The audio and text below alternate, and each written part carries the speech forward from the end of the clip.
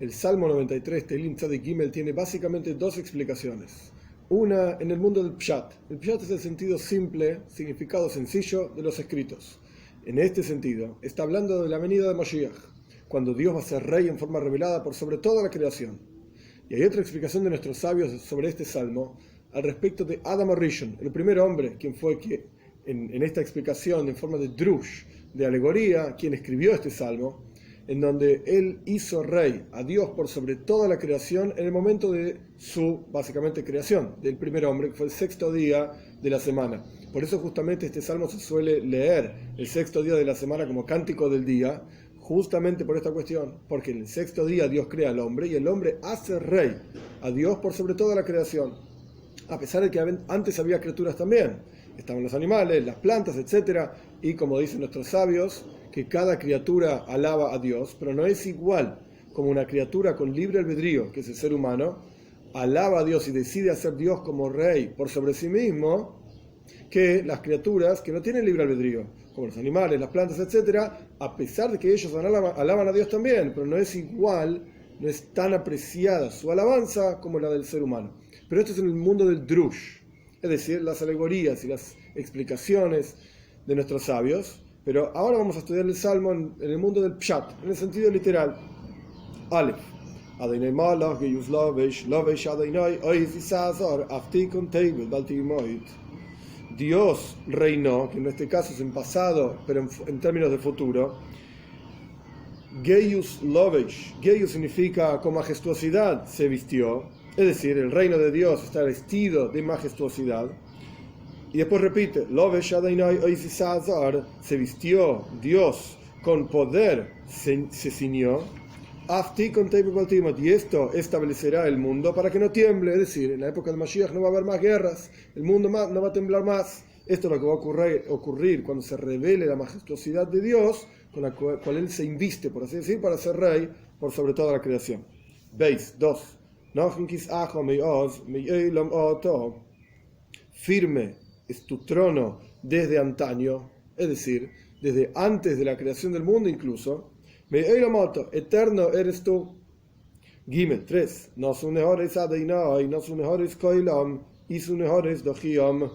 Elevarán los ríos, Dios, elevarán los ríos su voz, elevarán los ríos su oleaje.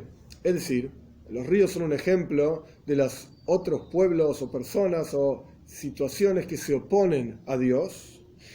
Y este versículo en realidad es la apertura del siguiente versículo, que incluso si los ríos elevan sus voces y están contra la que tuya santidad divina, etc., es decir, ¿hay alguna dificultad contra Dios? No importa. Dalet 4.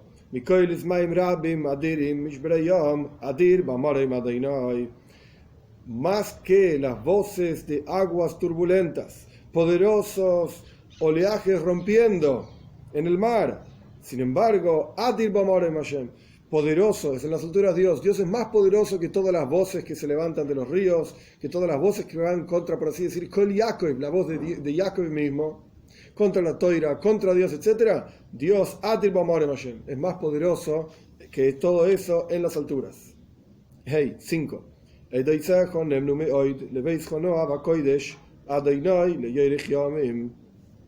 Tu testimonio que diste a través de los profetas sobre la venida de Moshiach, sobre la Geula, la redención, etc., es muy fiel y sabemos que se va a cumplir. A tu casa, que se refiere al Beis Hamikdash, a Jerusalén, a Eretz Israel en general, habrá belleza, koidesh y santidad. Hashem li'oirech Dios, esto va a ocurrir por la longitud de los días, es decir, tras la venida de Mashiach va a haber un reinado de Dios que va a ocurrir en forma eterna. La palabra leveisjo, a tu casa, en este último versículo se puede entender para adelante y para atrás. ¿Qué quiere decir? Vamos a leer de vuelta el versículo.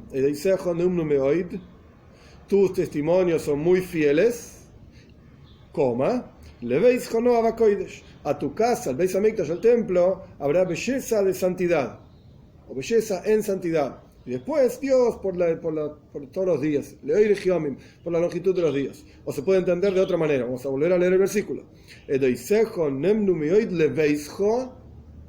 tus testimonios son muy fieles para tu casa. Es decir, todo lo que se habló sobre la venida de Moshiach y la reconstrucción del templo, esto ocurra en tu casa y esto es algo fiel, algo que con seguridad va a ocurrir.